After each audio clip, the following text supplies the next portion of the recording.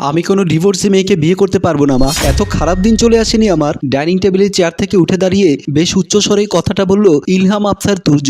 দৃষ্টিতে তার রাগের আভা ফুটে উঠেছে। সকালে ব্রেকফাস্ট করতে এসে মায়ের থেকে এমন প্রস্তাব হয়তো সে আশাই করেনি। তুর্যর সঙ্গে সমান তালে রেগে গেলেন তার বাবা। তিনিও খাওয়া ছেড়ে উঠে গিয়ে কড়া গলায় বললেন, আক্কেল জ্ঞান কি পুরোটাই হারিয়ে গেছে তোমার? শেষ পর্যন্ত কিনা একটা বিবাহিত মেয়ের সঙ্গে ছেলের বিয়ে দিতে চাইছো?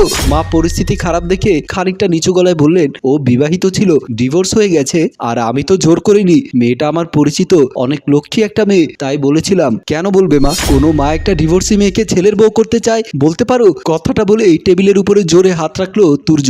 মা ভয় পেয়ে ছেলের পাশে গিয়ে তার মাথায় হাত বুলিয়ে বললেন, শান্ত হ বাবা, আমি সত্যি ওভাবে বলতে চাইনি। মায়ের হাতটা ছাড়িয়ে নিল তুর্য। তার কপালে এখনো রাগের ভাঁজ বিদ্যমান। তুর্য বড় বড় নিঃশ্বাস ছেড়ে মায়ের সামনে আঙুল উঁচিয়ে বলল, লিসেন মা, এই তুর্যের বউকে রূপে গুণে সব দিক থেকে উপরে থাকতে হবে। কোনো সাধারণ মেয়েকে আমি বিয়ে করব এই চিন্তা করো না। আর তোমার না আমার জন্য মেয়ে দেখারই দরকার নেই। এই কথা বলে হন হন করে নিজের ঘরে চলে যায় তুর্য।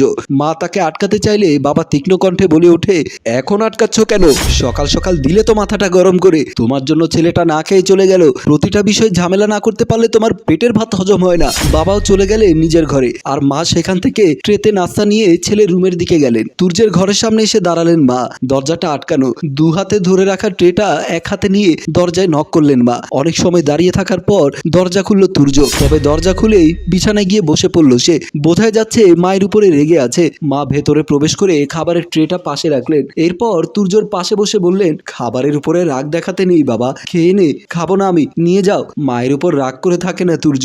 আমি কি কখনো তোর খারাপ চাইতে পারি বল? তুর্য বিরক্তির সঙ্গে চোখ বন্ধ করে বলল, এখন তোমার ইমোশনাল কথা ঝুলি খুলে বসবে আমি জানি, প্লিজ যাও তো। আচ্ছা বেশ, তুই বলতো তোর কেমন মেয়ে চাই? আমি তেমন মেয়ের সঙ্গেই তোর বিয়ে দেবো। তুর্য বিছানা থেকে উঠে দাঁড়িয়ে বলে, তার কোনো দরকার নেই। তুমি আর আমার জন্য মেয়ে দেখার কথা মাথায় এনো না। মনে মনে কষ্ট পেলেও তা প্রকাশ করলো না মা। উঠে দাঁড়িয়ে সামান্য হেসে বলল, বেশ, তুই যাকে পছন্দ করবি তার সঙ্গে বিয়ে হবে তোর। আর রাগ করিস না বাবা, খাবারটা খেয়ে নে। এই কথা বলে মা চলে গেল। পরের দিন আমার ৪৫ বছর বয়সী স্ত্রী যখন আমার কাছে ডিভোর্স চাইলো, অবাক হলাম না। কৌতুক করে বললাম, প্রেমে পড়েছো নাকি? হাতের কাছে টিভি রিমোট ছিল, তাই ছুঁড়ে মেরে বলল, ইয়ার্কি মারার জায়গা পাও না? তুমি আর তোমার ছেলে কোনো ব্যাপারে সিরিয়াস হও না।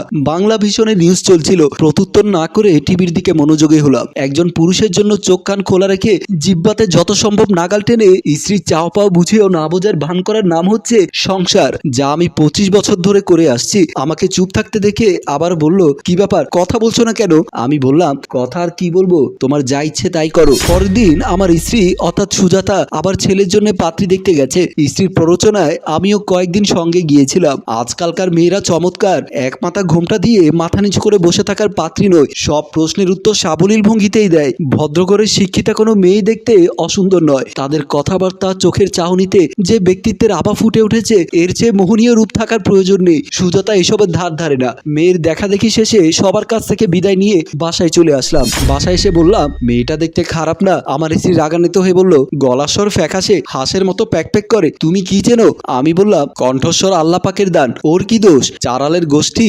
জিজ্ঞেস করে আপনার ছেলে স্যালারি পায় কত, চাকরির ডিউটি কয় ঘন্টা, কয়টা বাজে ঘুমিয়ে যায়, ছেলের অভ্যেস কি রকম। আমি বললাম, তুমি যাই বলো না কেন, মেয়েটাকে আমার পছন্দ হয়েছিল। আমার স্ত্রী বলল, হাইট কম, 4 ফুট 11 ইঞ্চি। আমার কাছে তো লম্বাই লাগলো। তুমি বোঝো কি? হিল পরে দেখিয়েছিল। ভেবেছিল আমার চোখকে ফাঁকি দিতে পারবে। অত সোজা না। অনেক কষ্টে ছেলে মানুষ করেছি, দেখে শুনে মেয়ে আনবো। তোমার কথায় আগুনে বেলুন হতে পারবো না। এমন সময় আমার ছেলে আসলো। এসে আমাদের ঝগড়া দেখে সে রুমে চলে গেল। সারাদিনে আমাদের এমন কথোপকথন চলতেই থাকে। শুরুটা সে করে, শেষটাও সে। আমার কাজ হচ্ছে তার কথা মতো হ্যাঁ বা না করা। এই কাহিনী কত মাস বা কত বছর চলে তা স্বয়ং বিধাতাই জানে। পরের দিন আমার ছেলে শুক্রবারের নাস্তার টেবিলে ঘোষণা দিল, তার পছন্দের একটা মেয়ে আছে। সুজাতা পরোটা ভাজা রেখে দৌড়ে এলেন। কি বলছিস? মেয়ের নাম কি? কি করে? তিশা আমার বেচমেট ছিল, গার্লসে পড়তো, একসাথে কোচিং করতাম। এসএসসির পর আর যোগাযোগ ছিল না। ইদানিং সোশ্যাল মিডিয়ায় আবারও পরিচয় হয়ে কথাবার্তা বলার পর শুনি ও ঢাকাতেই আছে, একটা হাই স্কুলে পড়ায়। এই মেয়ে তোর সাথে পড়তো মানে কি? এখনো বিয়ে হয়নি? সুজাতার চোখ কপালে উঠলো। তুর্য না শোনার ভান করে বলল, মা আরেকটা পরোটা ভেজে দাও, তেল কম দেবে প্লিজ। শুরু হলো সুজাতার কান্নাকাটি। কথা শোনানোর জন্য ছেলেকে পায় না। ওই বুড়ো বান্দর পেনশন নেবার পর সকাল বিকাল 2 ঘন্টার হাঁটার বাইরে আমার আর কোনো কাজ নেই। বসে বসে টিভিতে খবর দেখে আর আমার সাথে ঝগড়া লাগায়। অতএব ছেলের উপর যত ক্ষোভ আমার উপর পড়ে। ছেলের বয়স 28, সে হিসেবে মেয়ের বয়স 27-28 হবার কথা। ছেলে একটা বুড়ি বুড়িকে পছন্দ করে এসেছে।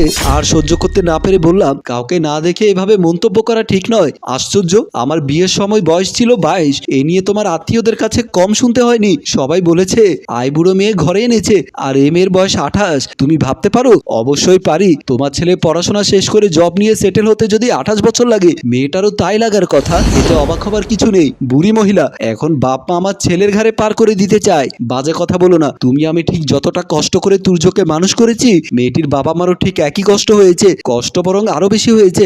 বারবার বিয়ের ঘর এসেছে। তোমার মতো কিছু লো ক্লাস আত্মীয় স্বজন মেয়ের বিয়ের বয়স পার হয়ে যাচ্ছে বলে চেঁচিয়েছে। তারপরও মেয়েকে নিজের পায়ে দাঁড় করাতে পিছপা হয়নি। Heads off. কি বললে?